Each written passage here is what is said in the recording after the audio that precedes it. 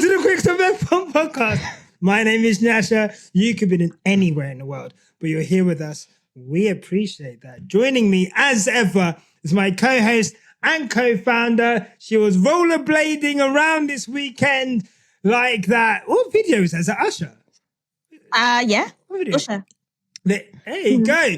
Rolling around like Usher. And you know what? I'm ready. I'm sure she's going to give a Super Bowl performance today. Welcome to the show, my co-host and co-founder, Tandy Sabanda. Hey. Hey. I didn't go see Usher. Is that what you think I went and did? No, I don't. I just said that you were rollerblading around, like roller skating around, like Usher in that video. Yeah. Okay. Well, how are you? Other than that, I'm good. How are you? How's the weekend been? Never mind. My weekend's been okay, cool. And so it's not about me. It's not about my co-host. It's about Aldis, our guest. We got on our favorite white guy in the world. What's going on, guys? Welcome. What's going on? I think it's been a minute since I've been on the podcast, but I will say I've never been rollerblading. So, Tandy, you need to. When is it happening? The quick stop rollerblading day. You know what, Aldis? 2 points on that. I actually didn't go rollerblading. I was just going to let him believe I went rollerblading. And second point is, I actually brought up to Nyasha once that I was like, we should do a quick stop F1 sports day. And he was so mean about it. So there will be no quick stop F1 sports day under quick stop F1. Maybe my birthday next year. Boo. I'd so be Tandy down. wants me to go to the park and go play rounders. Brother, I'm 35. Fuck out of here. Yeah, that's a bit sus. I can't even lie. That is a bit sus. Rounders. I want me to go play rounders in the park, bro. No, I'm all right. Content creators, why not? You've just not seen the vision. I'm down. Content creators. Look, I'll do it if it was me, you, and Aldas, and a few others. Sure. I don't think there's enough content creators for me to want to play rounders with. But anyway, look, guys, if you're watching this far, make sure you are liking this video and subscribing. Make sure that if you're on Spotify, give us a 5-star rating. If you're on Apple Podcasts, make sure you're leaving us a review. And of course, there's the Patreon ad-free stream. I'll start with you, Aldis. And let's just start in general with the Qatar Grand Prix weekend. It was one that had a lot of headlines, and I feel as if it was maybe the one which had, maybe since like Brazil last year, the most excitement across both races. I don't know if that's just me not remembering certain things that's happened this year. Maybe the last sprint race was actually quite good as well, but Baku was good. But how did you find the Qatar Grand Prix this weekend? To be honest, it was a bit of a madness. I feel like, obviously, I don't know how much we're going to discuss this, but someone wrapped up a third world championship, and I think that just went so under the radar. Like, no one really cared about it too much, just because, I don't know, I think the season has been so dead. There was so much like talking and going into the weekend in terms of, is it bad that he might wrap it up during the sprint? I don't think anyone actually cared in the end, because it's been a foregone conclusion probably since Bahrain qualifying. So, yeah, and then all of the other stuff just kicking off like out of nowhere. The whole tyre thing, this random 10-minute session on the Saturday. So, yeah, there was a lot. But I think in the end, I think the weekend as a whole kind of did have some decent racing in there. Shout out to the McLarens. I'm sure we're going to talk about them a lot. Obviously, Oscar getting his first win, not Grand Prix yet. But, yeah, there was things about the weekend that were kind of a little bit, bad, but I think overall it's one of the better races. And let's be honest, like this season, there has been some stinkers. Like there has been some absolute stinkers, but I don't think this is going to be one of them. No, not at all. I think this race, this weekend has been a really good weekend. And actually, when you mentioned earlier, you're like, I haven't been on here for a minute. I actually remembered. And we didn't actually do this on purpose. We sorted this date out from weeks ago. But the race that you came on was, I can't remember what race it had happened, or maybe the first time you came on, where I think George Russell was being touted to go to Mercedes. And it was when we were having the conversation about, are we getting on the George Russell train or not? And then someone was like, I'm not going to buy a return ticket. I'm buying a return ticket. I'm not buying a one-way ticket because I'm not sure where this destination goes.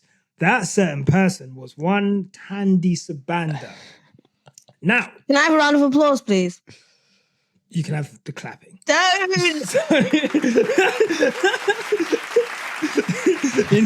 I'm not giving you the cheering. Tandy is so proud of that one. The foresight. Look, let's get into it. I forgot what happened at the start of the race, Nyasha. Why don't you remind me? I missed I it. will. I'll try. Yeah, sure. I will remind everyone because I do think, for me, I'm not going to lie to you, this has been the most conflicted I've ever been coming into a podcast on how do I describe my feelings both at the time and now I've seen everything and now I've read everything on what happened. And we're going to have a really, I think, nuanced conversation about a lot of things within F1 and Mercedes and George and Lewis and whatever. I think it's much deep. It's deeper than rap. It's deeper than one first corner incident. But to put it in layman's terms, obviously with the tire allocations that people had, different strategies that you can choose, Lewis Hamilton started in third place, obviously after the McLarens got both of their times deleted on Friday. Again, so much shit happened. George second on mediums, Verstappen first on mediums.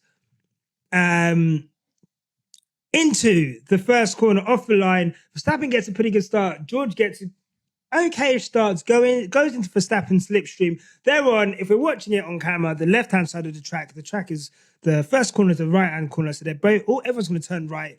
They're on the inside. Hamilton's on the outside. Now, going down the straight, before everyone starts to take their line for the first corner, George is in a slipstream of Max. Lewis is kind of alongside George, or coming up alongside George. At a point where maybe George has too much speed or whatever, he's in a slipstream. George comes out of Max Verstappen's slipstream in an attempt to overtake, obviously pushing Lewis Hamilton a bit further wide. They're three abreast. It's very clear when you're watching it on screen that Lewis had the best start, had the most momentum, and there's an opportunity for him to go around the outside of both drivers. However, unfortunately, I'm going to say similar to Silverstone, just to get an idea of the type of crash it was. Obviously, the speeds are different and it's 3 cars instead of 2, but the car on the outside clips the car on the insides. Hamilton clips the car on the insides, front wheel with his back wheel. The wheel comes off, he's into the gravel trap. I think George spins as well, or ends up in the gravel trap, but is able to carry on. Basically taking them both out of contention for the win. But obviously, when teammates touch, it's not good. I will say, Tandy, before we get into everything else, right?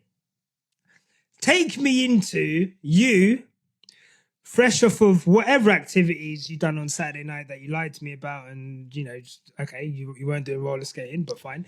And you, I never said it was roller skating, by the way. At no point did I say I was going roller skating, but okay. All right, continue. I want to get the text up, but whatever you're doing on Sunday afternoon, Sunday early evening, take us into what those emotions were.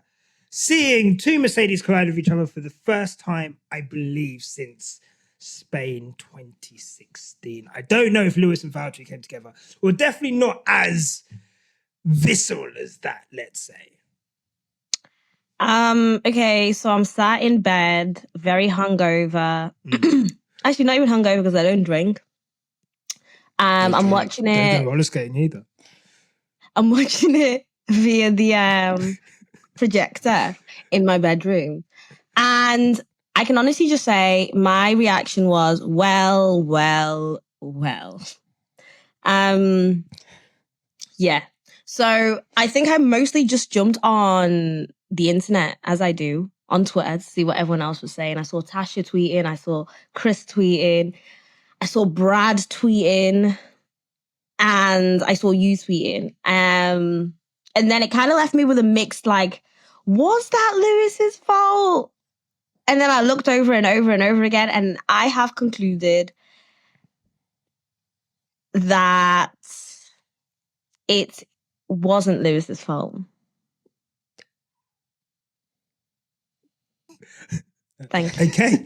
There's no way I was expecting like a gunshot sound effect there or something. No. I was like, I'm stunned. I don't actually want a gunshot for this one because it's such a mixed, it's a touchy subject right now. Yeah. And obviously the person who I've just said it wasn't their fault has actually openly said it was their fault. I love your tweet on that, by the way. Thank you. Thank you so much. That's a good tweet. Put it up right now, Chris. There you go. There's the tweet. Yeah, don't know. What do you guys think? Because you guys are a bit more like analytical. Okay, but I think you're not alone in that. Like, so I think you've got a lot of people, and look, I've been reading everything all day. And like I said, I've been so conflicted on how do I come into this podcast and describe how I feel about this. Because I think, like I said, I think it's deeper than rap a little bit. And there's so many conflicting, not conflicting, there's a lot of information that we've got and there's a lot of information that we actually don't have, right? But I guess with the information that you do have, why do you not think it's Lewis's fault? Because there's a lot of people who are listening to this pod right now who feel exactly the same. So I'm not saying this. I just feel like, how the fuck are you thinking that? If this was an isolated incident, then I would accept, okay, Lewis has taken it on the chin and he's just kind of just said, you know what, it's a thing for the books. However, this is not an isolated incident. It has been gradually growing throughout the weeks. Something has been brewing. There has been rivalry amongst the two Mercedes drivers. And it only actually feels like there's only one particular driver who thinks there's a rivalry and another driver who's kind of like, we have a mission to do as good as we can this season. And unfortunately, from what I've been saying throughout these past 3 to 4 weeks or race weekends, is that this particular driver has decided that this is a rivalry and this is what's affecting our races. This is what's affecting our strategy. But almost similar to how, you know, as I keep saying, it's almost like being in an office with a coworker who is smiling in your face, but really isn't on your side. It feels like the staff, the members of Mercedes team are kind of coddling George in this way that is now, you know, had Lewis take the fall for something that he didn't actually have to take the fall for. It's like Lewis is now kind of packing up and, you know, putting up everything for George's reputation and for the team's reputation and just saying, yeah, like, let's just say it was my fault because there's so much chat about it. When was it actually his fault? And to what extent would George and the rest of the Mercedes team take the same favor? You know what I mean? So if I were to say this was an isolated incident, then I'd be like, maybe, but it's not been an isolated incident. It's been brewing. And it reminds me of microaggressions that occur in the workplace towards, I don't want to say it. They'll say I said it. Do you want to make everything about race? They'll say but when I speak, Look, this is why we had to get Aldis on, because I was like, you know what? They're saying that we're racist. They're saying and then we bring up racist people. Aldis. I'm just saying. Chris, insert the picture of Aldis. Are you trying to tell me I'm the proof? Look, my best friend is white. How can I be racist, bro? No, like, there's a picture of us, to be fair, at your barbecue. So, I mean, that checks out. That's me. Aldis Zim food. He likes them. He likes them lamb neck. We feel it. Oh. Look, and I appreciate that. Look, I'm going to give you an air horn after you've spoken.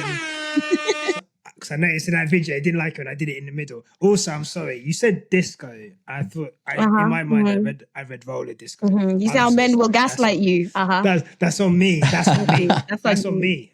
Accountability king like Lewis. I put a tweet out, 100% my fault. Do you know what I mean? But it's not like Chris and Tasha will put a gun to the back of my head for me to then say, oh, I think it was actually my fault. I did send disco. You see, it's not making sense. Yeah. It's not making sense. Look, Aldis, you are I would say you're a very, very good, accomplished racer into like new karting. You've got lap records in places. I do actually, yeah. Still holding. Wow. Which track? Rye House. Yeah, Rye House. I've been to Rye House. Like that's a big. We need to, because I got a podium last time I went, and I was 7th fastest time that week. So, that month, granted, it was the 4th of August. But, okay, there's 4 days that me went around that track. I was 7th. But no, look, and I think I respect your opinion on things, quite a lot. Mm-hmm. In your eyes, I tweeted out today, having watched the start. I think I've watched this start. I saw that tweet, yeah. I think I've watched this start upwards of 15 times now. And I believe, even after I tweeted it, I was like, I'm not sure. But I say this with the caveat of George made a comment, I think, in the pen afterwards that Sky Sports said, Tasha, if you can find that just so we can put it in. But basically saying, essentially, we'd spoken about Lewis going ahead into turn 1. I think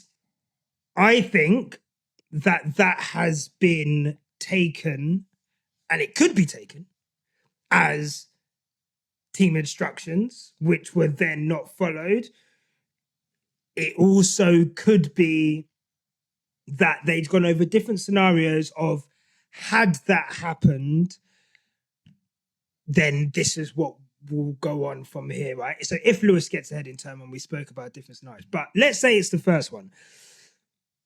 Lewis has held his hand up. He said it's 100% his fault. I don't, which is fine. It was a racing incident by the stewards, so they've not apportioned 100% blame onto Lewis. There's no grid penalty for the next race or whatever, but also in racing terms, you can see why people would say that. Do you think there's any portion of blame that can be laid at George's door with this incident, given the things that have come out afterwards, what he said afterwards about that? I guess that's what people are, given the offset entire strategy, and I guess you could talk about that, whether that's sensible or not, having the guy in third start on a better strategy than the guy in, better tie than the guy in second. But given what George has said, and if that is true, and this is not a leading question, but do you think there's any kind of portion of blame that can be laid at George's door? Could he have just stayed behind Verstappen? Or is it, if you're in that kind of situation, you're going down to turn 1, he had no choice but to come out of the slipstream at that point? I think, to be honest, just really quickly, first of all, I do think, because I just want to get this out of the way, I do think it was like Lewis's fault. Like that, I think, that's why he took it on the chin. Yeah. He's a racer. I think he knew it quite quickly, like even in the media pen that there was an interview actually where he was like, I still need to see it. But yeah, I think I might take responsibility. So I think he felt that it was his fault. But now that we do have that information where George openly admitted, like there was, and that's the thing, like I 100% believe it's Lewis's fault. Yeah.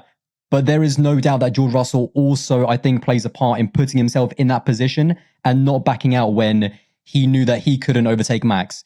See, if there was no conversation beforehand, if there was no plan, if there was no strategy, whatever, I just say, it's one of those things, it's Lewis 100%. But because we do know that they clearly spoke about something before the race, and I think that the strategy, he actually said in that interview, by the way, he almost kind of indicates that the plan was for Lewis to lead into turn 1, or like for Lewis to kind of use the soft tire, extra grip, extra speed, perhaps the slipstream as well, to potentially have a run at Max. So that is why, even though that incident is, yes, 100% Lewis's fault, George Russell does have some responsibility, because if there was any agreement between the drivers or the team for them to work together, George Russell, I think, hanged in way too long, and he knew, like, he left so much space on his outside.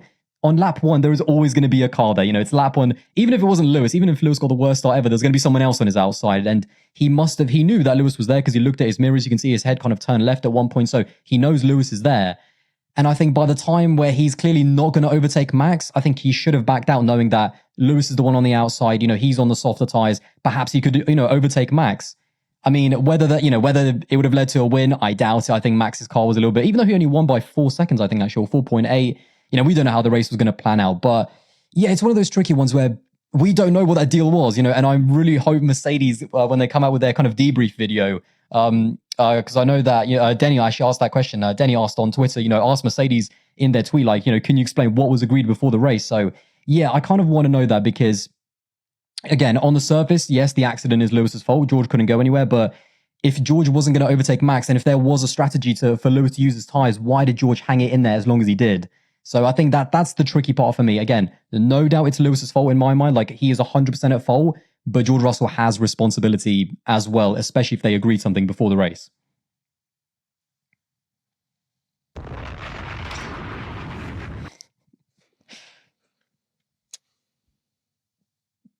His mic's there. Are you hearing Nyasha? Again. Keep doing this. We didn't hear that genius. I'm going senile. Like, it's crazy. No, look, I was saying you're so good at this. So diplomatically correct. But correct. I'm not gonna lie to you guys. Say it.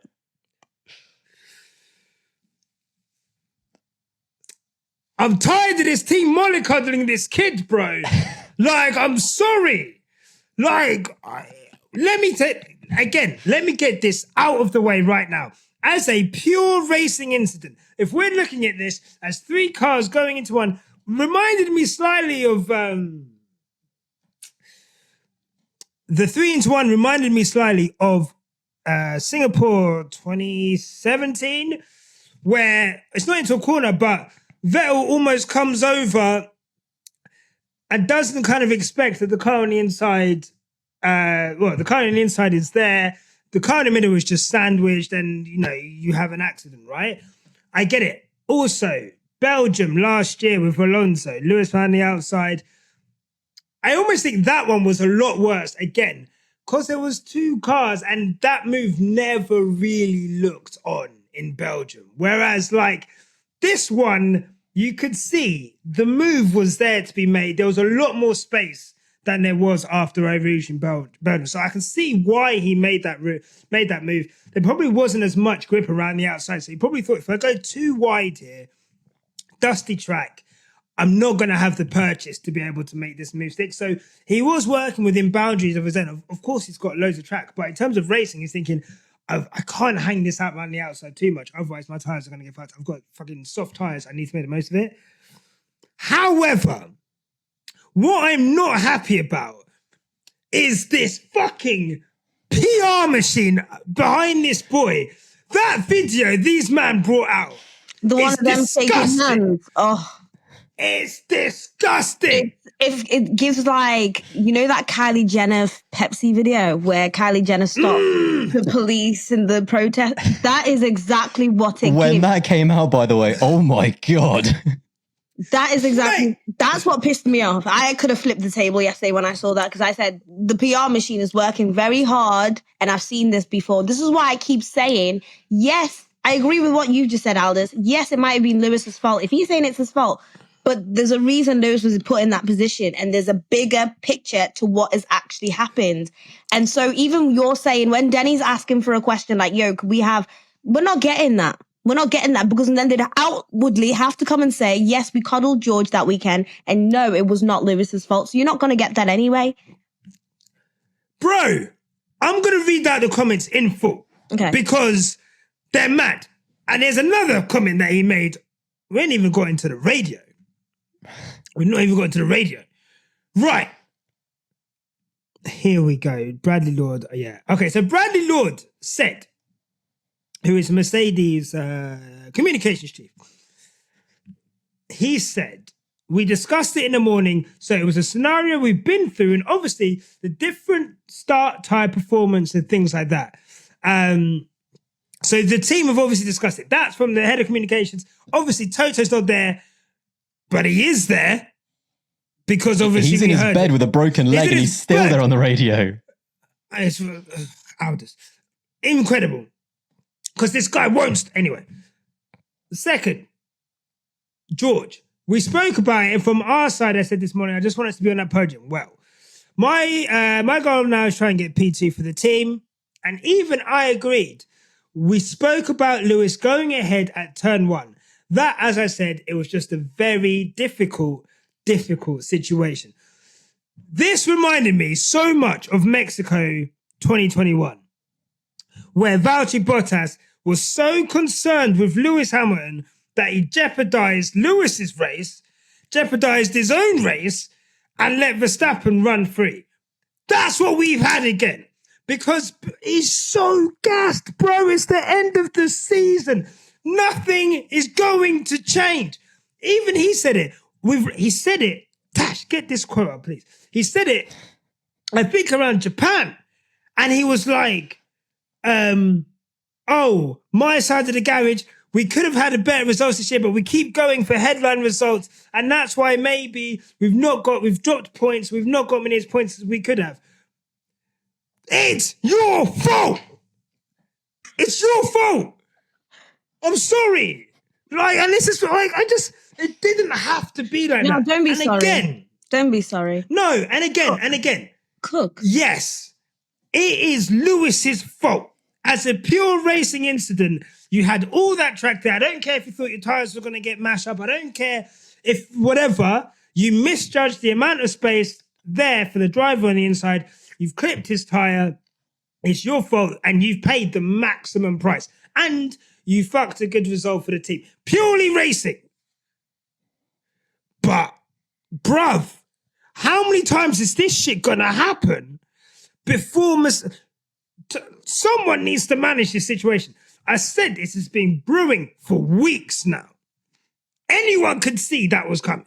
As soon as Lewis was on softs, I said to myself, and if I was in a more coherent state on Sunday after my Saturday night, I would have tweeted before the race started, this is going to end up bad.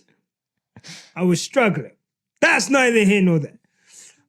This needs to be like managed, and they're not managing it. And the sad thing is, as you said, Tandy, the person managing it is Lewis Hamilton, who is a driver.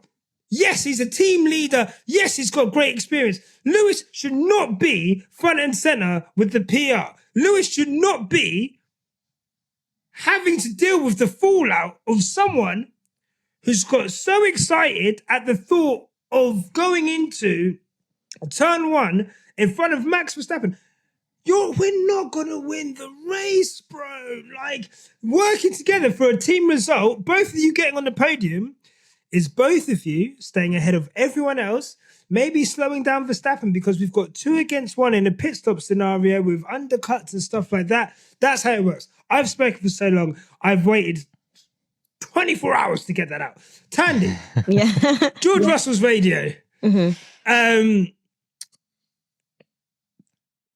What about the radio where he's gassing himself up after overtaking? Well, look, we've got that, right? This guy loves coming on the radio. He loves coming on. And look, I do think there's a little bit of a thing where, quite similar to when Lewis used to always say, my tires are gone, and they would play it, or any kind of Lewis thing on the radio. During 2021, we'd hear every Lewis radio, right? And like to now, we're hearing every George radio, and I think they know what they're doing. But George's radio afterwards, where, you know, there was no, Tanya, your earphones. There was no accountability on his part, or any kind of sorry, or any kind of like, he thought he got done over. I thought it was quite interesting that he mentioned that this was the second weekend in a row.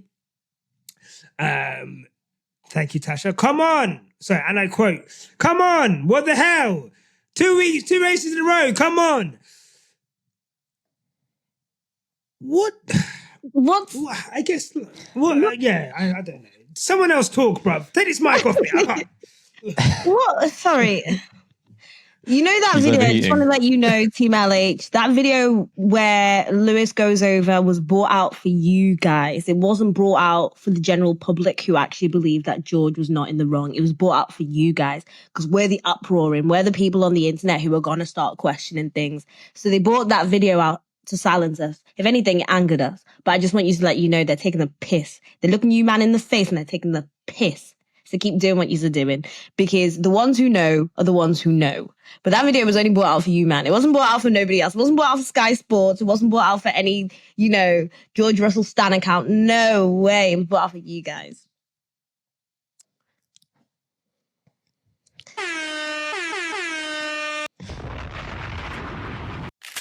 Brilliant. I just want to actually quickly ask, how much do you guys think that Toto not being there is like affecting this whole situation? Because I think Nyasha was totally right. This has been brewing all season long. I mean, these weird moments in Spain, I think it was like during one of the practice sessions. Practice, yeah. Yeah, like him and George and Lewis coming together for some reason. Then it was obviously Spa qualifying as well, where George held up Lewis. And then obviously, Suzuka as well, where again, like there was that miscommunication. Something is just not right with this team, because these two drivers, they can race against each other. They're both quality drivers, no doubt about it, but there's something that this team is not controlling between them. I don't think they're on the same page. It doesn't feel like they're in the same team, like when I'm watching them. And how much is Toto not being there the past two races, when, this has happened between Lewis and George? How much is him not being there affecting this? Because I asked that question on Twitter after the race. I really do think that Toto needs to get back ASAP, because, Bradley Lord, Jerome D'Ambrosio, I don't know what he's doing in the garage, Mick Schumacher, they're not running this team the way they should be. This is, both of these drivers want to win, like both have big egos. Listen, all race drivers do, and something is just not right in this team, like in terms of controlling, these two and making sure that they're both working for the team. So I think Toto not being there is having massive impact as well. Aldis, do you remember a few weeks ago you tweeted that Mercedes are very similar to Ferrari? Yeah. I meant it as well. Oh, did you? Do you really? I mean, all my tweets, to be fair. What do you mean by that, Aldis? Because that tweet angered me. It feels like honestly, I'm seeing more Ferrari vibes. We used to laugh at Ferrari about the bad pit stops, the bad management of their drivers. Like Leclerc fans are absolutely going at Carlos Sainz. Like I see that on the daily. Like I've got to admit, one of the weirdest beefs I've ever seen is Leclerc fans and Sainz fans. It's just, I don't quite get it. I mean, I get that there's a bit of like, on-track shenanigans between them two, but it feels like Mercedes are that now. Like that kind of the bad pit stops, the weird strategy, the kind of miscommunication between their drivers. It's creeping into Mercedes, and that's something that we weren't seeing in 2018 or 2019. And so I meant exactly what I tweeted. Like, it feels like Mercedes are slowly becoming the new Ferrari. That is so embarrassing for us. Look at us, guys. We're embarrassed in front of Aldas. We're being compared to Ferrari. You guys okay? Signs in them, man. That's really embarrassing. I always believe, when things like this are happening, nobody wins when the family feuds, yeah? However, nobody wins when the family feuds, but there needs to be a sense of accountability. And if there is accountability, it needs to happen in-house. You don't tell off family in front of public, but it needs to be done behind closed doors and established amongst everyone. Because maybe with Toto being away, we're not going to completely swift past the fact that Toto has a soft spot for Lewis. And so maybe with Toto being away, this is just a conspiracy from me, there's obviously some people within the team who are more Team JR than they are Lewis. Maybe that's what's happening. Maybe there's no direction. However, it needs to be sorted out. I think the last thing I want to see is Aldas tweeting that we are similar to Ferrari, because that is embarrassing. That really I'll tag you in it next time. Oh. The ghetto. The ghetto. The fucking ghetto. I can't believe this shit. Let me not ramp right now. Okay, I'm embarrassed. What happened on Sunday is an embarrassment. Yeah, I get it. Nico and Lewis, I get that. We've got like 13, 14 years of friendship. 3 years of a man pamming Nico Rosberg. And then he gets to a point where, you know what? Both of them just said enough. Enough is enough. Like, and I get in the middle of a title fight, I get that. The third title fight in a row. We're literally trying to scrape P2 in the championship. Lewis has an opportunity. Sergio Perez will get onto this bum later. Sergio Perez is about to score minimal points. There's an opportunity. Look, whether we care about that or not, it's a good... Red Bull have never had a 1-2. Even just because we're the biggest bunch of haters in the world. Let's stop that. What are we doing? We're fucking crashing in the first corner in the middle of the desert for no reason. I can't believe this shit. And the reason for that is that there is no management at this team. And I'll tell you now, every week that I see James Vowles on TV is a week where I'm like, we were getting at the wrong guy for years. Because he was not the problem. He was not the problem. The problem is still there. We took him out, shit is still awful. Something needs to happen. And Tandy, I get what you're saying, but it comes from the top down. And let me tell you now, I actually remember after 2020, Toto was doing a lot of like business leadership shit. How I create a winning team. No blame culture. This is how we operate at Mercedes, blah, blah, blah. Someone needs to get blamed. And some people need to be put in line. Because one person in a racing incident implies that it's not completely one person's fault. And especially if you, the team, have information, what I hope has happened, I don't mind to an extent the PR. I don't mind that. Let's put on the united front. I get that. I'd do that. Yeah. Right? Yeah, we put on PR. Everybody puts on PR. Yeah, exactly, right? Like you say, like no one wins in the family feuds. Let's keep this shit indoors. 100%. That is perfect. However, what you keep indoors needs to be strong. Hey, bruv, you know what, yeah? Watching the Beckham documentary, yeah? Sir Alex Ferguson would never blame his players, yeah? Their players could do the maddest shit. He'll go out and be like, no, do you know what I mean? It's them against us. But in the dressing room, that guy is kicking boots at man. That guy is he's giving them their hairdryer. That guy is, do you know what I mean? Inside, there's accountability. Outside, it's you're wrong. It's them against us. Mercedes, it's like, let's just chuck at any opportunity one driver out there to have accountability. One of them we're going to mollycoddle, and it doesn't feel right. Mind you, it doesn't feel right. The driver that they have put out there to the walls is the driver who's always out in the walls. So he's the one who everybody wants to easily target. And then it's like your whole family is like, well, take the bait. Because we know if we blame you, there'll be more of an uproar than if we blame the other guy. You've got to look through your third eye and actually look at the deeper meaning behind everything that is happening currently in Mercedes. It's so much deeper than rap. So much deeper than rap. That's all I've got to say, by the way. Aldis. Where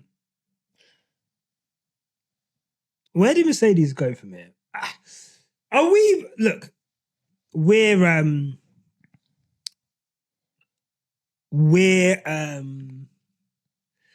obviously partisan. I don't think there's any really? Doubt about. Yeah, no, you know, we are culture vultures who are a stain on the whole F1 community. So we are the culture, you prick. Anyway, so obviously we're partisan. So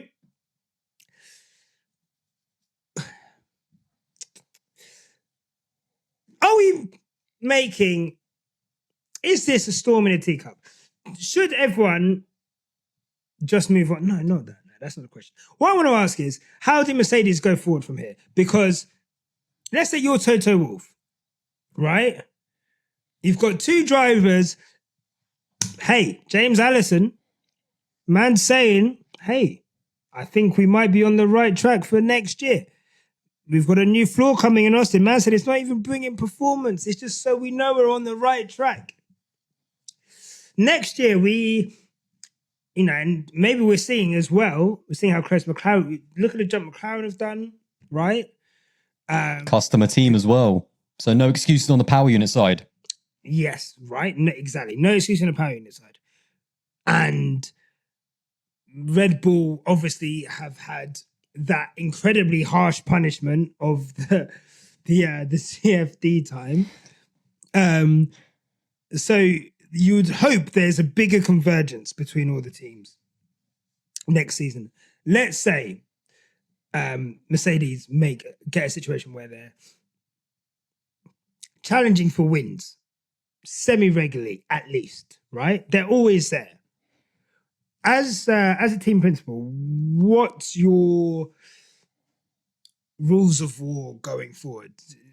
Do you think we're at a situation where there needs to be like a definitive, like kind of like how Alpine have, or where they, if someone, if they have strategy calls that are like predetermined, whoever qualifies ahead, like whatever, like how do Mercedes go forward from here?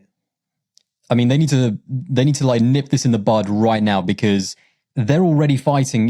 There's, like we said, this isn't like a one-time thing. This isn't just something that's popped out of nowhere. This has been building for a while, and they don't even have a race-winning car at the moment. And so this needs to be sorted out now because when you get a quicker car, it's only gonna get worse. It's only gonna get worse. So I think Toto Wolff honestly needs to do. You were talking about Alex Ferguson, like keep it first of all, obviously within the team. This is not something that he should be really talking about, but he needs to get both of the drivers like in an office and just like, I'm not saying bash some heads together, but just they need to be reminded that there's a bigger team, and especially for next year, if the car is better, I don't think it's a case, you said, should it be whoever, qualifies ahead, but like, this season, I think Russell is just beating Lewis in qualifying. I think it's like 9-8 or whatever, but Lewis has had definitely an edge in the race. I don't think it's as simple as whoever qualifies more. Lewis has definitely been more consistent. He's executed races a lot better and everything like that. Hasn't made as many mistakes as, compared to George.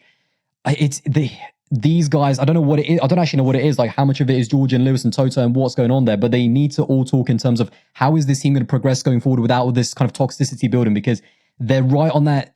It could so easily go into the Nico Rosberg, Lewis Hamilton phase again, and that is not good for anyone. Like it's one thing when you have a dominant car and the team is, Mercedes was a little bit toxic. Like there was secrets inside the team, even Toto said in 2015, 2016, but they had that car advantage. So it didn't actually affect them too much. No, Mercedes are not going to be that dominant in the next couple of years. So it's going to show up even more. And, the fact that Lewis is almost, second, like the fact that Mercedes are still second in the championship just shows like the quality of the two drivers they have. So I think the positive is that this is not Valtteri and Lewis. Like this is a very good driver lineup. This is arguably one of the best on the grid. But like I think I said earlier, these drivers are not on the same page, and it's Toto's job to make sure that he nails it in their heads, especially George as well, because he's struggling. If George was ahead of Lewis in the championship, different conversation. The power dynamics would be different. George is miles behind. I'm looking now. He's 8th. He was overtaken by Lando, and Lando, he was driving a back marker for 8 races. So it's one of those where it's Toto Wolff's got a big job, and Toto, we're going to really see how good of a team principal he is, because, people criticize Christian Horner, but the one thing about Christian is that, even though they've struggled with drivers, Red Bull know who their number one is, and they back Max to the hilt because they know that he can deliver. And I think unless George can actually get on Lewis's level, which, last year we know exactly what happened last year with the like experiments and everything. This year, there's been a step between Lewis and George. And I think unless George can catch up to Lewis, I think there might be need to a conversation for George to kind of calm down a little bit, unless he can raise his game next year. Because if the car gets better, this is only going to get worse if Toto doesn't do anything about it. All right. I feel like I could go in. Nobody wins when the family feud. That's all I'm going to say.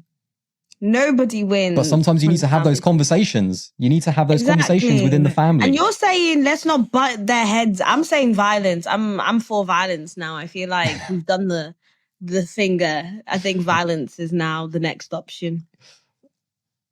I'm clearly just a level behind. Like I haven't got to the violence just yet. But listen, if me my in methods there. aren't working, then let Tandy cook. All I need is a belt, some Vaseline, and 5 wow. minutes. Whoa. I think we were starting to guess what she was doing on her night out then. Yeah, sounds like a crazy Friday night. That's crazy.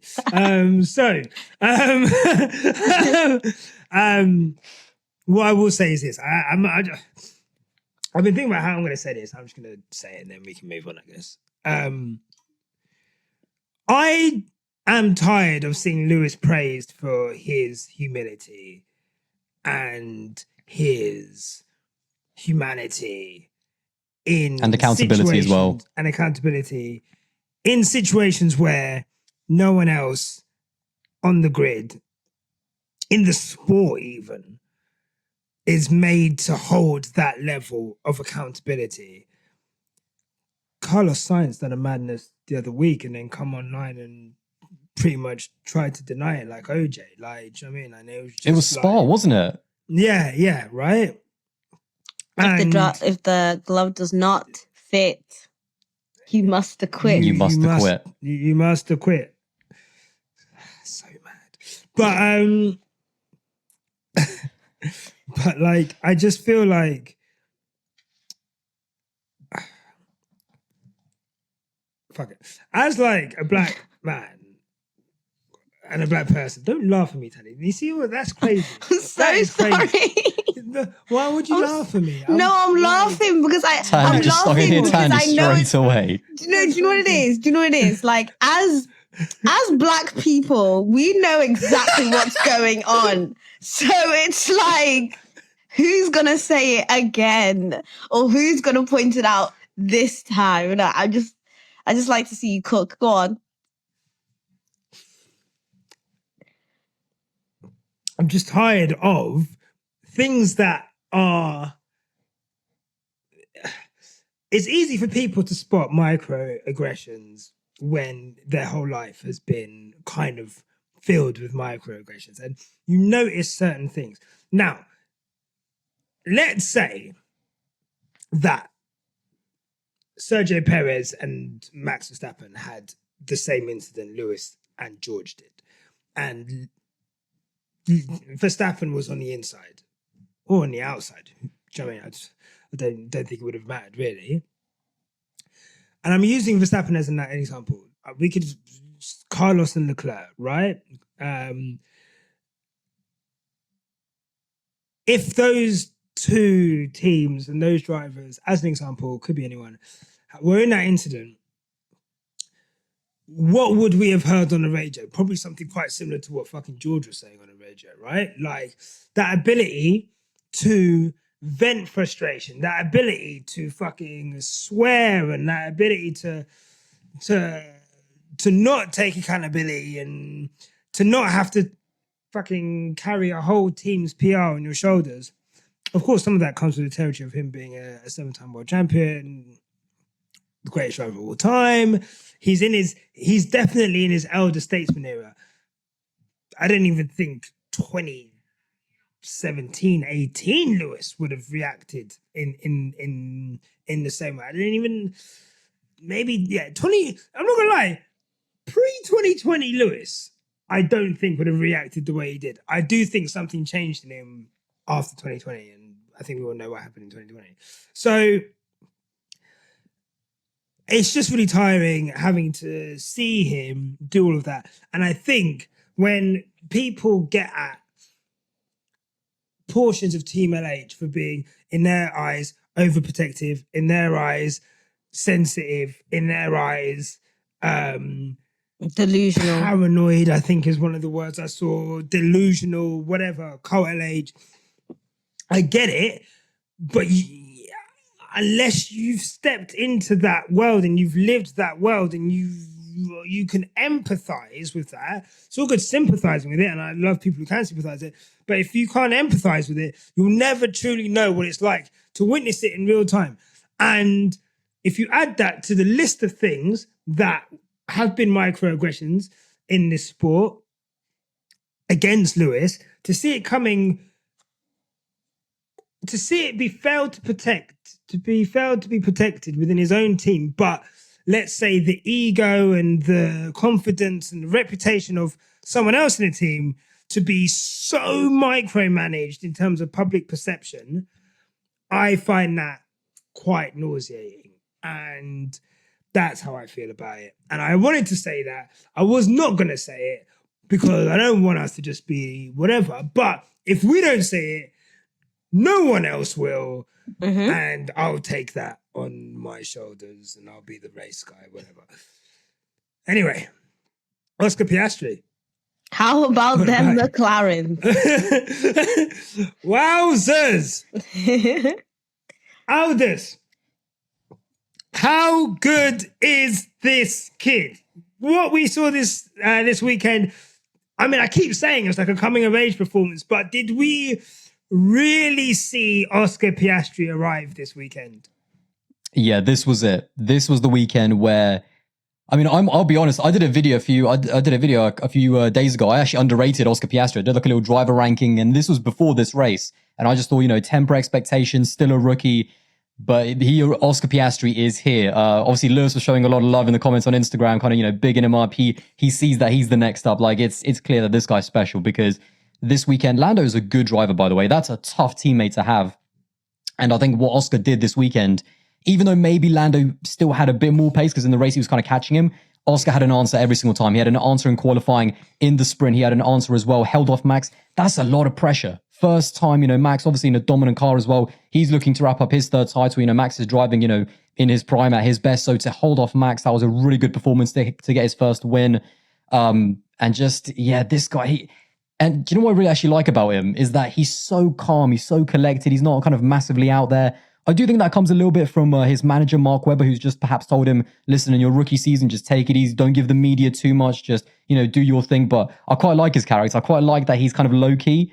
So, it's as long as he's himself, that's all that matters. But this was a great weekend all round. Great qualifying, great sprint. And then in the race, I mean, he delivered as well. It was obviously, he said in the cool down room, like, I think he thanked Mercedes because for him, it was just like the parting of the sea. He was right through into second. So yeah, what a performance by him. And McLaren, listen, they're making serious gains. I mean, they're definitely going to catch Aston Martin, no doubt about that. Yeah, I feel sorry for Aston Martin a little bit, but they chosen their driver lineup, so they're a one-man team. But it's good to see McLaren back though, because I think that they're a team that I actually really like. They're a team when I first started watching F1 actually in 2012. Obviously, Lewis and Jensen there, that was kind of the team that I first started watching and really supporting.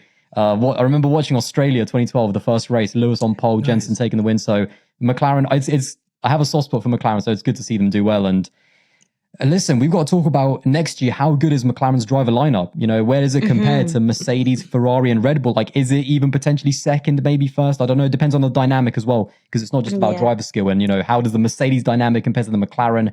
Yeah, but listen, that's Oscar is special, man. I can't wait to see more of him. Aldis. That's for another episode. Stay tuned for that content. Today. Oh, not today. Sensitive subject right now. Huh?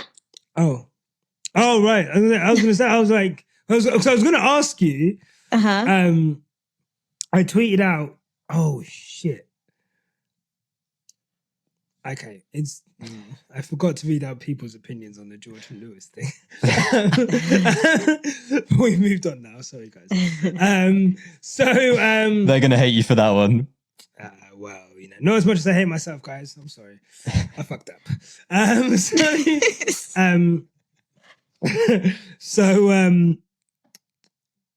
I wanted to ask you was, I tweeted out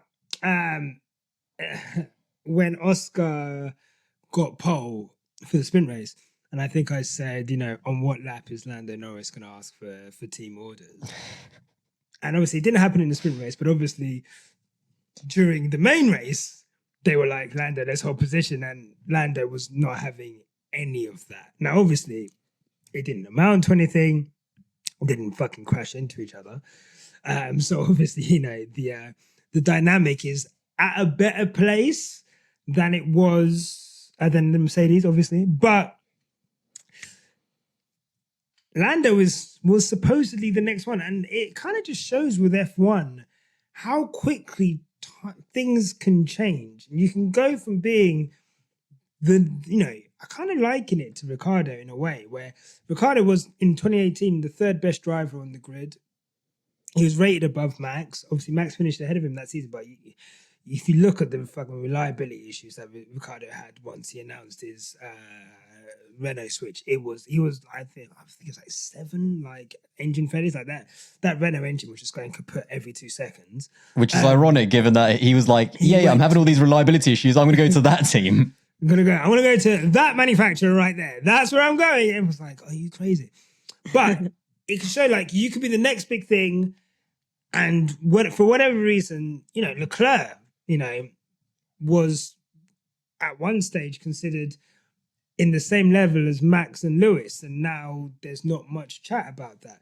Norris has always been considered really highly. But he's got in the same team now someone that on his day can match him and is only going to get better.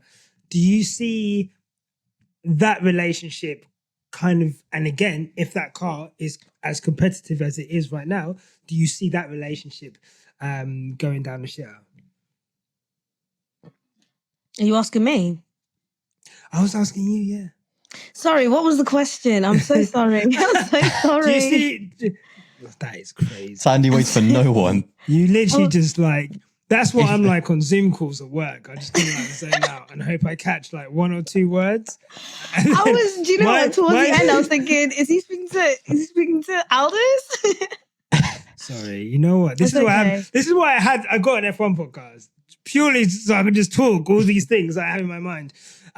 We're just the audience, me and Tandy. Just me. Yeah. Do you think the relationship between Oscar and Lando might deteriorate next season, given how good Oscar of course. is and how... I know Lando. I know Lando like the back of my hand. Lando's got an ego. He's got an ego. I'm so sorry. If you guys think that their synergy will be pally-pally with Lando Norris on the team, you've got to think twice. Lando Norris also, my housemate, shout out Sarah, she made a point to me the other day where Lando Norris had apparently said, I don't know how true this is, he'd apparently said that he thinks he's talentless. And I was like, that is... what did he say? He basically, they're like, they were asking about that mistake that he made in qualifying. You had the chance to put it up there. What can happen? It's like, I don't know, lack of talent. And that's just him. He knows he's got talent. Yeah, I know. He's very self-deprecating. He's very sarcastic as well. That's just he's his very vibe. sarcastic. Do you know what I mean? This is the same guy who came out and said that he thinks he's better than Lewis, and now you turn around and said that you're talentless. Come on. He knows exactly who he is. Lando Norris is an ego and is an ego to watch on that grid. If you rank everyone on the ego, is top 5, 100%. Top 5 biggest ego on that grid. So to think that Lando is just going to let Oscar come in, be the poster boy of McLaren when he's on that 360 deal with them and was supposed to be their poster boy, it's not happening. He might be looking to get out of that 360 deal and, jump ship to Red Bull soon. To Red Bull. I'd love to see Lando at Red Bull. Would I? Also, by the way, just really quick side note, I want to see Tandy's top 5 ego drivers list. We need to do that. Run that segment. Give me, run that. Can I run that now? now? For the next one, yeah. Okay, I will. Oh, off the top of your head. Top 3. Top 3. Top 3. Alonso at the top. Biggest ego. Lewis, Carl Davidson, Tanaka, Sabanda, Hamilton. Lando Norris. Is that official? Yeah. Yeah, it's a running joke because Tandy didn't know his name, and then I everyone made fun of me. The reason I haven't put Max third. Sorry, I could hear myself as well. The reason I haven't put Max third is because I don't think Max has an ego. I think he just has a team behind him and a lot of voices in his ears. I've concluded that Max Verstappen doesn't actually have a personality compared to what we think he has. He just has a lot of people in his ear and a lot of people talking on his behalf. If anything, he lacks personality. But that's a conversation for another time. Congratulations on that win, sir. Anyway, yeah. No, that's all I have to say. No. I get it. Good list. Yeah, no, Oscar's great. I think it was an incredible performance this weekend from him, and yeah, it's gonna be really interesting to see with McLaren. You know what? I was gonna save this for later, but I think it'll be funny to talk about quickly before we get to Okay. Stars and Donkeys. And then I'll read some tweets out before we do Stars and Donkeys. Lance Strolovich. Oh boy. Um, Did you watch qualifying, Tandy, by the way? he had a rough one. I heard he had a rough one. I did hear about this. He had a rough one. Yeah, he had a rough one. He was scrapping out there. Yeah, I mean, he had a rough one. So, obviously, Friday, he went out in Q1 or sprint one or whatever. No, it was Q1. Yeah, it was qualifying. And he comes back to the pits. He chucks, a 20 grand steering wheel out of the car. Obviously, damages that. Probably so disrespect to the team in that sense. Gets out of the car. He's supposed to be weighed. So you're not allowed to go back into the back of the garage before you get apparently. But you're supposed to go straight to the weighing bridge, obviously, so they can get like a true recording, in case you're carrying ballast in your drawers, whatever. But his trainer tries to kind of get him to go, kind of moves into the side one time, and then obviously the second, trainer does it again, and he kind of really punch pushes him. So that's bad.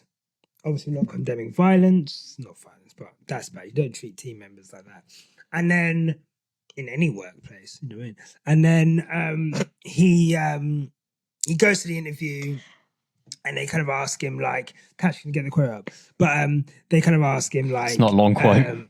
Yeah, it's not a long quote. 3 words. Obviously, you're struggling out, you struggle out there, kind of what's how did you feel about your driving today, whatever. It's like, it was shit. And then obviously, there's another question, and then they're like, okay, what are you gonna do? And he's like, keep on driving, and then he kind of walked off. It feels like you guys are giving me a report on my child once I've picked him up from nursery, and then at break time he punched the kid. He was not good, Tandy. He's been struggling. It wasn't great. Damn. I just have a soft spot for Lance. I really do. I always will. You guys could tell me all this, but it's a cry for help at this point. It's a cry for help. Lance has been going through a lot, clearly. This is not his best season. Yeah. Clearly. Sorry, I'm talking about Tandy's kid here. I know that's disrespectful. I just want him to do so much better, and I want him to have better, but it's hard. Damn. I'm quite enjoying Alonso just stat padding on Lance, to be honest. I mean, that's just me, but it's crazy. No, oh my god, that was a bad look. Forget about the actual. Do you know what I actually thought afterwards, after qualifying? Because he got knocked down Q1. Sergio Perez, who had a stinker of a qualifying, got knocked down Q2. But Checo is a professional. Whatever it doesn't matter how bad of a weekend he's going to have. He's going to go to the media. He's going to give them an answer. He's going to be frustrated, obviously, but he explains what the problems are, and just professionalism. It feels like that's the bare minimum. Again, Checo was terrible, but he did all the right things. Said all the stuff he needed to say, and at least stood up to the cameras and stuff. But Lance, first of all, his trainer, because at first we thought, why is his trainer wagging his finger? But he wasn't. He was telling him to go to the front of the garage because that's what all the drivers are. When Lewis got knocked out, I think it was in SQ2 or something.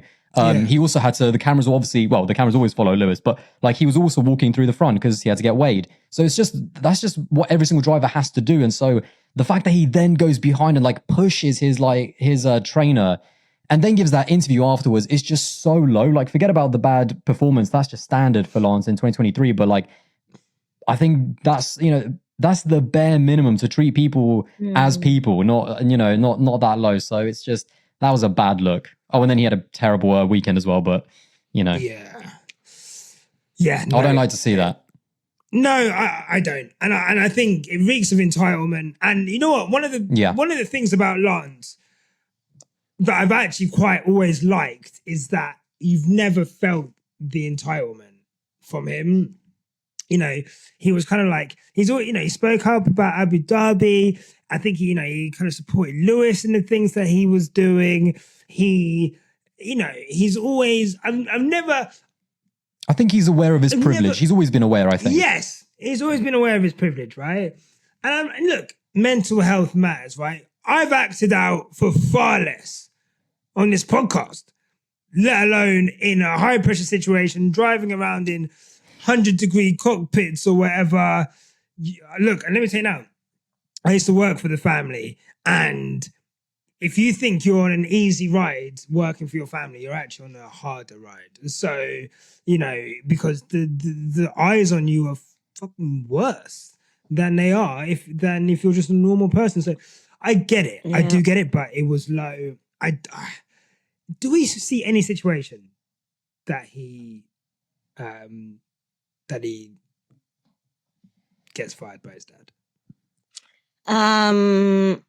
Money runs low in the family and they need to invest money in something else other than Formula One. They're talking about his tennis career, the next Djokovic. Really? I look forward for it. Aldas is going to eat this man like a, what? Like a, oh my God, like bacon and cheese. This guy's going to have absolutely no chance on a professional tennis circuit. Look, he's out there on his own playing tennis. Just his thoughts running around his head while he's trying to ping a ball back to Djokovic. Get the fuck out of here, bro. Formula One's the best place for him. I'll tell you that now. If he thinks F1 Twitter is mean, go see what they're saying about man on tennis Twitter. These man don't give a fuck. You got privileged people all over the place over here. You're not special. Oh my God. Anyway, Lance. Shout out Black Spin Global. Yeah, shout out Blacks. Yeah, that was amazing. I love it.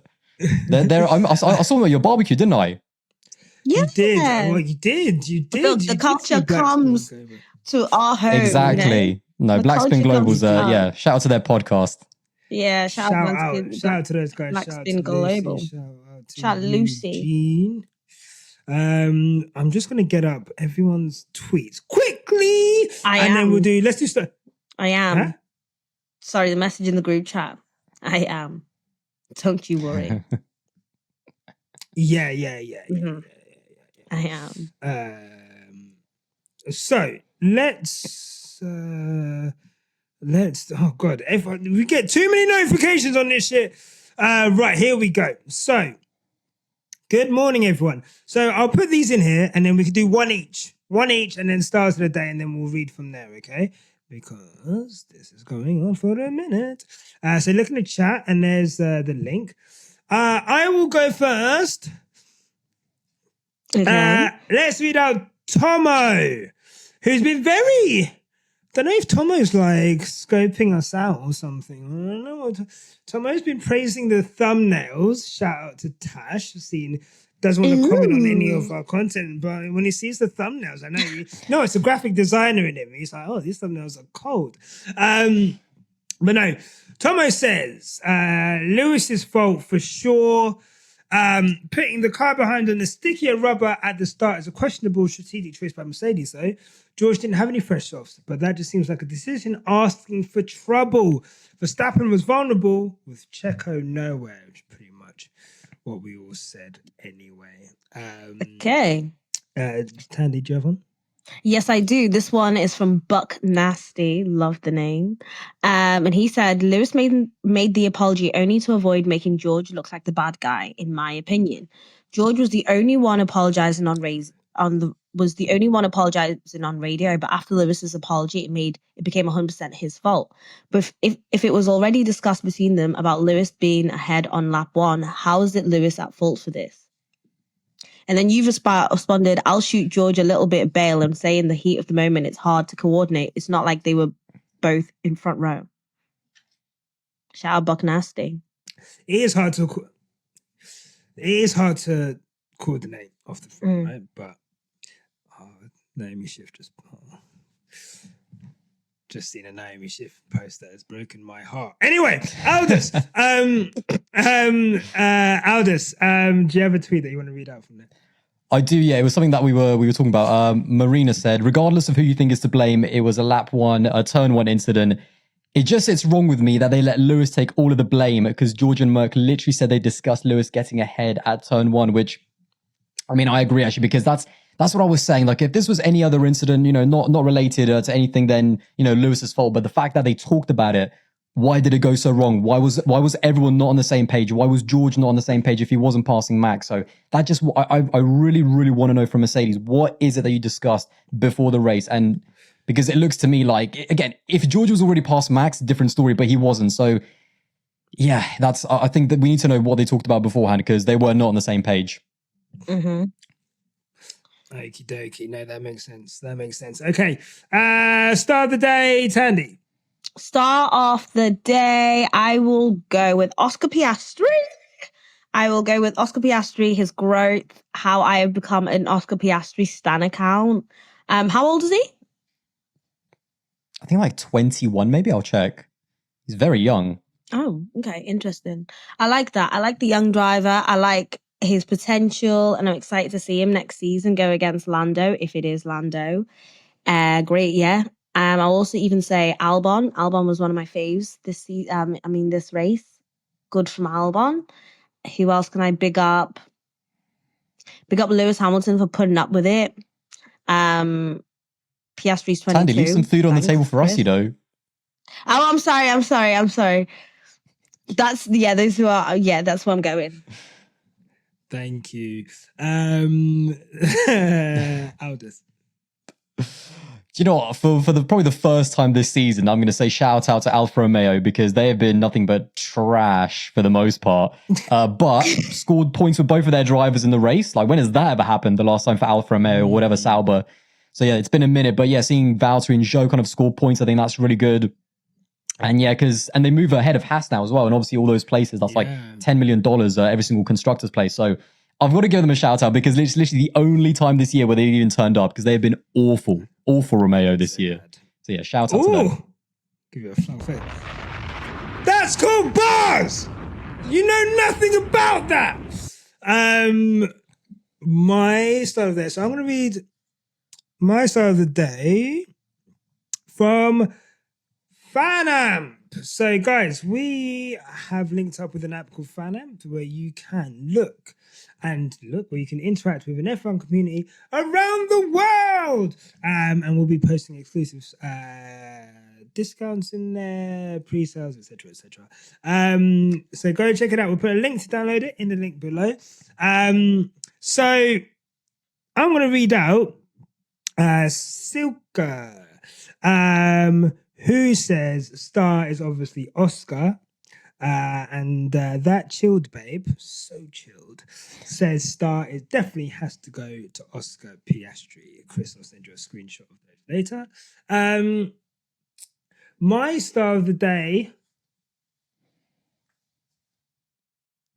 McLaren's pit crew. 1.8 seconds. That is crazy. Didn't they do a directive where they were trying to slow these shits down? That is F1 in a nutshell. They were like, these pit stops are too fast.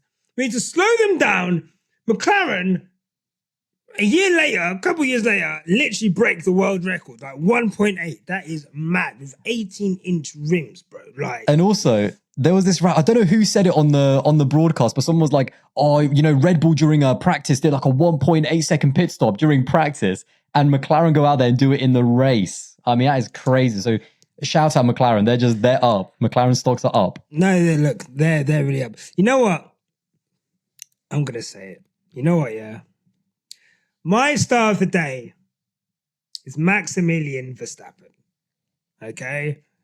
I'm going to say it. We do if it. There's one time where I'm going to fucking praise this guy. Fuck it. Okay? I don't like Red Bull. I think everyone knows that.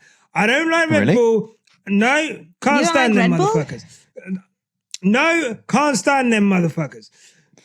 I don't really rate Max Verstappen as a person. I don't know him. I'm sure he's a lovely person to everyone who knows him. He's not my type of sports person.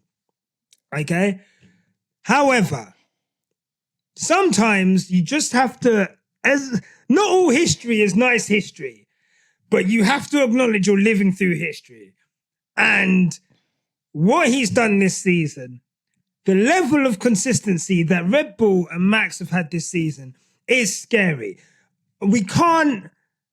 Okay, 2021. I'm not gonna ever consider that legitimate. Whatever, fine. That's on me. Okay, I'm Cult LH. Whatever. 2022 cost cap. Whatever, fine. However you think about that, I'm on the fence of like I don't really think it's made a difference. But you know, some people are like cheating and cheating, right? This year, that car being so significantly better than everyone, and him doing what he's done. It doesn't make me feel happy saying it. It doesn't make me, I didn't start this podcast to be praising people that I don't like. But sometimes you just have to recognize when someone has done a very good job. Max Verstappen didn't make Michael Massey do what he done on the last lap. Max Verstappen didn't fucking make too many burgers and fucking make Red Bull's catering budget go over the top. All he does is get in that car, shout expletives when things don't go wrong, and do his fucking job. If a certain second driver in that car was on job, it would not be so easy for him. And I'm not hearing it. Where are you, man, that's saying he's got a different car now? Because I'm sorry, he's not on job. And if he was on job, he would have a much harder fight. And I just want to, do you know what I mean? I'm going to acknowledge it. Well done, Max Verstappen. Well done, Red Bull. I want to Give go him the get a round of beer. applause. You do your... Give him the round of applause. Yeah, play that round. Yeah. Go on then. Just a small one. There we go. I'm gonna go get a beer. Give us your donkey of the day. What is this episode, please? Okay, so my donkey of the day, Aldis, is anyone who was involved in all them drivers fainting, being sick in their helmets. The health and safety of all these drivers is priority. I'm sorry. There's nothing. I saw a quote from Christian Horner where he was like, look at Senna in A, B, and C. I don't care. Because people can die. People's safety comes first. And so if we are continuously having these massive millionaires coming in and billionaires coming in and all these races coming in different countries, why is the safety of the drivers still a thing? Like, why are we still talking about Lance being seen by an ambulance? Why are we still talking about somebody being sick in their helmet? Why are we still talking about drivers literally like having to retire from races because they're unwell? This isn't making sense. So whoever is in charge, it's not making sense. It's the desert.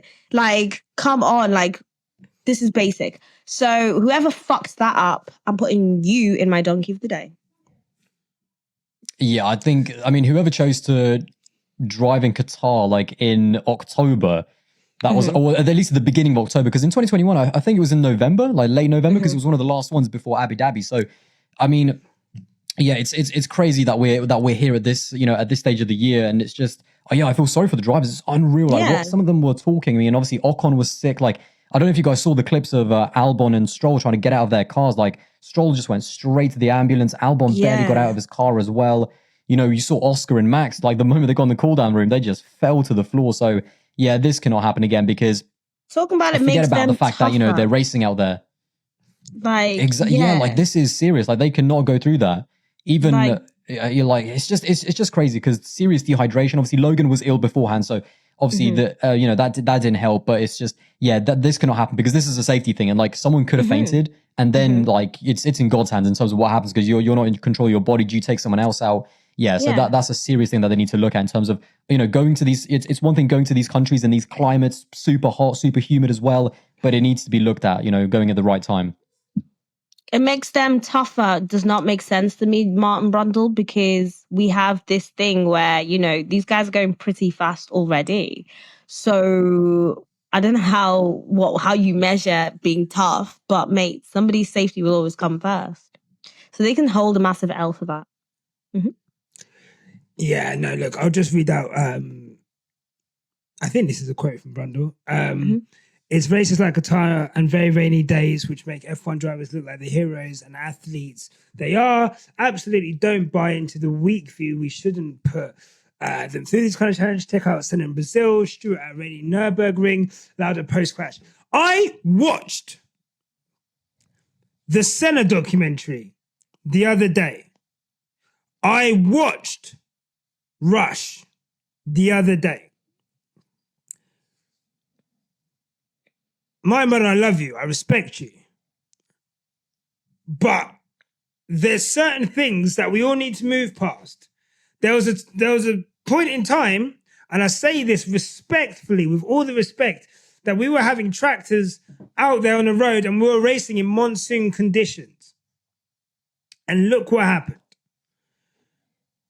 These are people's lives. And F1... Even last season, by the way, don't forget Suzuka last season. Like, Sorry, Suzuka last season, right? Yes, I look back at Lewis in China. Was it Fiji? I can't remember. Was it Fiji? 2007 or Fuji? Sorry, yeah. Fiji is a camera, for fuck's sake. Close enough. Yeah, respectfully, I'm sorry. Fuji. Which one is it? I'm so sorry. But in Japan, 2007, 2008. 2008, sorry. And those conditions are crazy. Like, you look at it now, and like, we would never go racing in that. But his performance there is like, wow, I get it. So I do get it as a skill issue. F1, we always praise them for being endurance athletes. They're in that car. Whenever anyone says to me, these guys are just driving around in circles, I'm like, you have no fucking clue what these guys are doing in this car. At the speed they're doing it, the accuracy they're doing it, in the conditions they do it, for how long they do it. They are endurance athletes of the highest order. And the people who say F1 isn't a sport are lying. They're chatting shit. However, this gladiatorial view we have of these 20 young men, most of them, putting them through the ringer for the sake of entertainment, is fucking bullshit. I'm not going to be sat here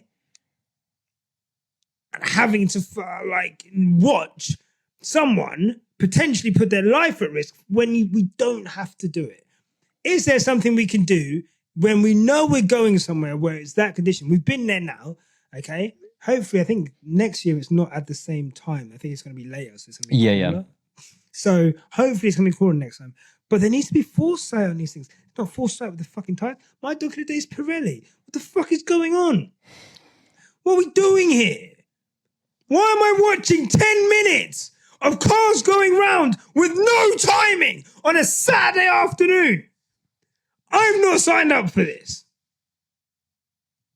I was like train spotting. I was watching cars go around. There's no sporting element. I didn't even actually think they'd show us that. I'm not even gonna lie to you. I thought they'd just like have. I'd rather have had Nico Rosberg talking to me for 10 minutes than just watching cars go around and have no timings. Because this tire company have consistently dropped the ball, and I just think honestly. Although, better the devil you know, who knows? Their contracts got renewed and I think it's up to 2028, and then Bridgestone are probably going to come in, but who knows? Bridgestone could be even worse. But it's not been great for Pirelli, I'm not going to lie. So they're my donkey of the day. Aldis. I mean, Sergio Perez, we got to talk about him again. And I feel bad talking about Checo, but listen, it's cool to see Lewis, potentially catch him second in the championship. That should not be happening in that car. It's something that Christian Horner said. It's nothing to do with the car at this point. It's nothing to do with the car. This is mental now. There's something in his head because this is the same car. Yes, it's been developed a little bit more, but this is the same car that he won in Jeddah, that he won in the sprint and in the race in Baku. Did some decent performances. No one ever thought Checo was going to be a championship contender. Let's not kid ourselves. But this is now getting bad because if he gets beat by Lewis by the end of the season, and keep in mind, even though Lewis DNF'd, because of the points he scored in the sprint, he's caught up to Sergio this weekend even a little bit more. And it was a bad weekend for Sergio Perez. And it's just weird. This is mental now. This is mental. I think he just needs to, it's one of those he needs to just get to the end of the season for a refresh. He needs to go on a beach for a month or something, I don't know, and just clear his head because this guy his his head is smoked. He is gone. A I don't know month, what it is. Aldis. Must be mental. No. Check granddad into a home. And don't remind him of his F1 career because it's not even worth reminding him of his career. Don't put any paraphernalia on the walls. Don't even put the little helmets. Yeah. Not even those little figurines. Don't even let him presume. Don't let him Don't even put a Mexico flag in the fucking... Don't even remind him. He's not even backing you, man, sometimes. You're a better person than me, Aldas. I just keep saying, just give me a belt, some Vaseline, and an Usher album. I'll sort it out. The yin to my yang, clearly, Tandy. Yeah. Sounds like a great time. So Respectfully, thank you, Aldis. Sometimes I forget to show respect. let me refocus. Yeah. You guys are so stupid. Get out of my face.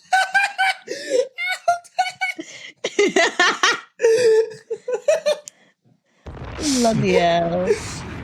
Bloody hell.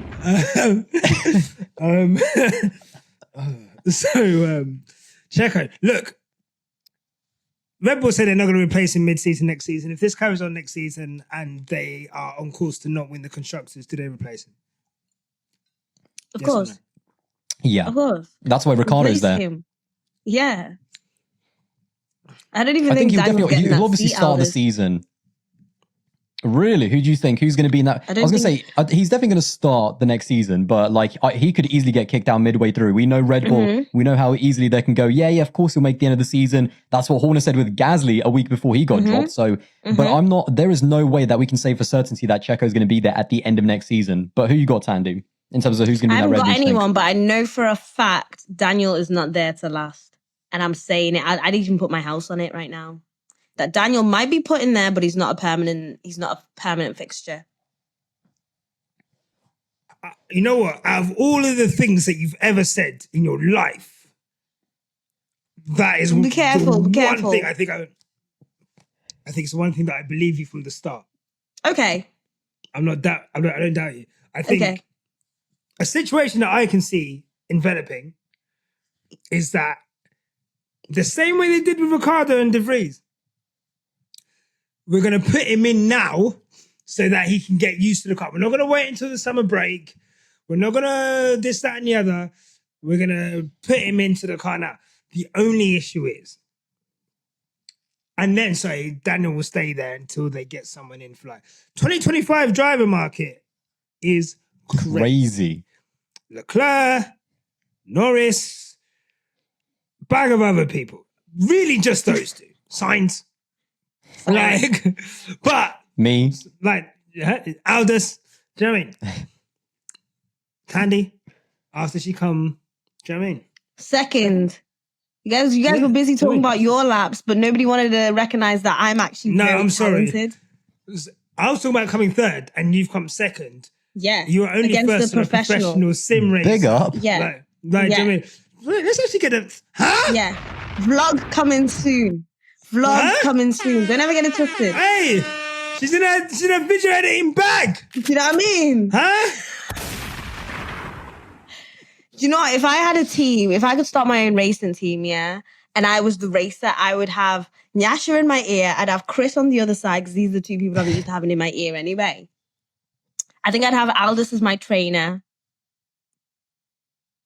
I'll make up my other team later, but I'm pretty good at this, so watch this space. No, you're going to push me around like Stroll did to his trainer. I would never treat you like that, Aldis, because I have manners. You see how women sell you dreams. Big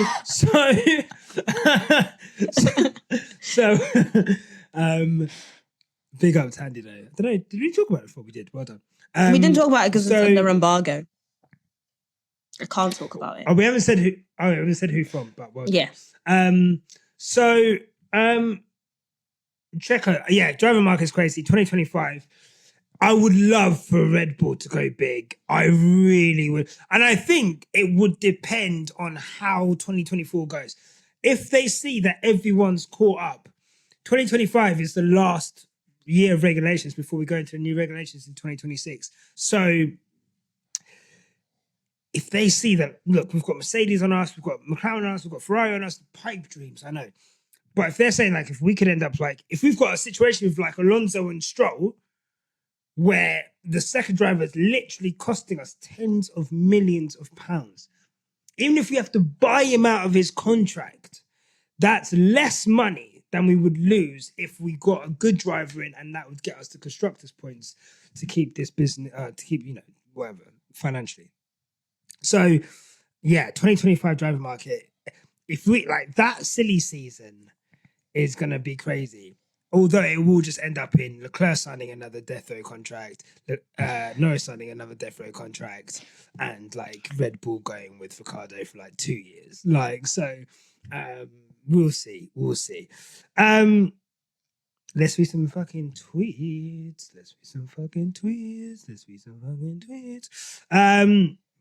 If you've got this far, make sure you're liking and subscribing the video. Make sure you are giving us an Apple review, Spotify review, Patreon's there if you don't want adverts, this, that, and the other. Right. I'm going to put this in here for you guys. I'll go first. Here it is in the chat. Oh, that is, no, I just put someone's actual tweet in there. I'm so old. Look at me. Granddad's done it again. He's done it again. Sorry, guys. Right, this is making great audio-visual content. My donkey of the day. I'm going to just go with Becca. Feel Becca. Stars. Piastri for winning some sort of race before Lando. Ooh. That is tough. It hurt him as well. You should Becca's see Lando tweets like every single time. Becca is one of my favorite people who tweets on Twitter about Formula One. Everything. She has the most sickest humor, and I love it because I'm sick as well, and I'll be thinking the same thing. So big up Becca. If you want banter, Becca. There you go. Sick in the head. So, what were you saying, Aldis? No, I was going to say, you could see Lando was hurt a little bit by the fact he was trying to kind of hide and play it cool, but I think it did hurt him a little bit that Oscar got that, even though it's not a Grand Prix win, but just that sprint win. It just, there was something there, he was a little bit, it hurt him a little bit when he said, oh, well done to Oscar. It's a bit disappointing that I wasn't able to get it or something like that. But listen, I think Lando, it's not just about one race. I still think he's had a crazy season. Like, let's not underrate the season he's been having. But it definitely hurt him a little bit. It's the final thing. And the longer it goes on, it becomes almost like a weight around your neck. It's like an anchor, like the Hulkenberg stat. Yeah, exactly. If Hulkenberg has one podium, I think it just kind of removes that thing about him not having the career he's had. It goes from someone who's fulfilled their potential to someone who's almost not fulfilled their potential slightly. And I think with Norris, the potential is there. Obviously, the circumstances of him losing out in Russia don't help either. But people bring that up way too much. Like, they bring that up way too much. Yeah. If Lando had pitted, Lewis would have stayed out and Lewis would have done what Lando done. Yeah. It was an opposites thing. Like, so... But also, maybe Lewis would have come in. Who knows? But I'm just saying, look, again... If you're in your I've not listened to people's advice in my early 20s, and I faced far worse consequences than not winning the Russian Grand Prix in 2021. There you go. And guys, look, I made it out, made it back. Look at me. You could be like me too. And Lando. Do you have a tweet that you want to read out, Tandy? I think I already read one out, Nyasha, but I'm happy to take one again. That was on the last one. Okay, I'll take Pisces Groove, another one of my fave F1 girlies on the timeline. And she said, Star is my son, Oscar Piastri. That's a future WDC there. And also McLaren for their progress and the 1.8 pit stop. Very true point. And then her donkey is Perez is this whole weekend. His performance is so bad. It's horrible to watch. Amen. A mother. Men. Go. I put them in for you now, Chris. Amen. Aldis, do you have a donkey tweet that you want to read out? I think, to be honest, you guys have read probably all the best ones. I think that the other ones I'm seeing, again, Star from Jaguar 1024 start Oscar Piastri. Again, Donkey, I mean, it's got to be Perez and Russell. And I mean, it's all been kind of the same. I mean, I think Perez definitely stands out as a guy who's just had a bad weekend full stop. Like, I know Lewis obviously had a shocking race, but like, he's still kind of caught up to a little bit in that P2 fight. But I'm worried about Checo, guys, because I actually want to see him do well. I quite like him doing well. I quite like seeing him winning races. Well, 2 races a year sometimes. But it just hurts to not see him do well, because I feel like I don't like him in the Red Bull environment as well. What the whole Helmut Marko stuff, it's just bad vibes, that team. But I feel sorry for Checo, to be honest. Doesn't excuse it. Doesn't excuse it at all. But yeah, he's just not doing well. He needs to move on ASAP. Checo would do a good job. Checo needs to be careful he doesn't fall into Ricciardo territory where it's so bad that everyone kind of forgets what he does before, and he's paid so much that no one's really willing to take a chance on him. Him and Alonso at Aston Martin, that would cook. Like, that'd be such a good lineup, because that's kind of his level team. You know, in a midfield car, he would do such a good job. Cool, maybe a few podiums as well. That'd be a good, That would be very sick. Unfortunately, I just put those two next to each other. I just think, unfortunately for Checo, it's kind of delayed now. It's too late. If you guys were talking about Checo maybe in January, I'd be like, yeah, I really want to see him win. I want to see him do things, but it's too late for Checo. It's too late for him. I'm telling you now. He is not hot. That is not the new...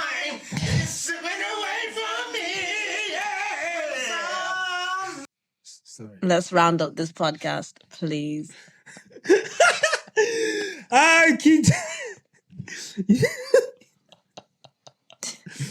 I'll never get over it. This is like sleep deprivation now and alcohol. Yeah. Okay, cool. Thank you guys for joining us on this podcast. And thank you to our incredible guests. We should not leave it this long next time. I know what, I sold you short in the intro. Yeah, I want to say, this guy is one of the best F1 content creators out there. Yeah, 100%. You are, honestly, you've got a voice like Bart. Like butter. Appreciate the love. Thank you. Straight Lurpak. Hey, you know them learn packs there? They were putting the security tags on. You can't just take this shit out of the shop. Trust me. That's me. Unbelievable, Aldas. Hey, that should be your tagline. That's me. I'm Lurpak. But no, Aldis, thank you so much. Where can people find you online? Well, everything is on my socials, Aldas001, and then on YouTube, just Aldas, 5 letters, just my name, short and sweet. Talking a bunch of F1 and also talking F1 with you guys as well. Thank you so much for having me on. Listen, it's always fun, but now that I'm moving closer to you guys, we'd have to do some more like in-person podcasts as well. So that's coming. Aldis, we have to make some fun content. I honestly feel like me and you would make some fun content. Like I'll think of stuff and I'll throw some stuff at you. Are we talking about? Yeah, I mean, I'm all open. We were talking about rollerblading earlier on. I'm still down. You just dropped the location. It's fucking crazy. That is crazy. That is wild. I'd like to listen. Look, I'll come round when you move out. Anyway. That's crazy. So end this now. This is getting chaos. This is going to get chaos. Guys, we are actually super great. I literally just got a notification whilst we were recording that we just sold a couple more tickets for the live show. There's only I would say 10 to 15% more capacity that we've got for this. We're keeping it intimate. It is in a art gallery in Texas, Austin, after the race. If you're in Austin, if you're in America, if you're within a commutable distance, I know it's not like England where you can just get the train somewhere. Like, unfortunately, you guys don't have the infrastructure like that. But if you're able to come, we'd love you to come. And yeah. So yeah, free drinks. Free drinks. Free drinks. Show. Sorry, I keep forgetting. It's me and Nyasha. It's not free. We're gonna have that's not what? Not free. It's free if you buy a ticket. Drinks on free. It's not a free. No, drinks are free. You said a free show. I'm like, well, it's not a free show, but it is if you have a ticket. Yeah. It's not a free show. Free drinks. Free me and Nyasha. Bring Nyasha some flowers to cheer him up because he deserves his flowers. Bring me Bring me some wine, some champagne. You want to pay for my driving I thought she was going to say lessons? Vaseline then. But yeah. Okay. Yeah, baby, bring the Vaseline, Listen, bring the bell. all I need is the Vaseline, an Usher album, and the fucking bell, and I will get this team back together. Listen, all I need, actually, the Vaseline, a glove, a bell, and the Usher album. Confessions, Right, to be specific. No matter what life throws at you, whether it's an Usher album, a bell, Vaseline, glove. or a glove, Tandy, tell him. Keep it on the black stuff. Respectfully. Respectfully, yes. Yay. Look, mate, if you've got this far, clearly you like what we do. So here's a link to subscribe to the Quickstop F1 family. Give that a click. And here's another link to some more cool on our channel. Sorry, cool stuff. And remember, no matter what happens, keep it on the black stuff. Click the stuff. Click the links. Click the links. Click the links. There. They're there.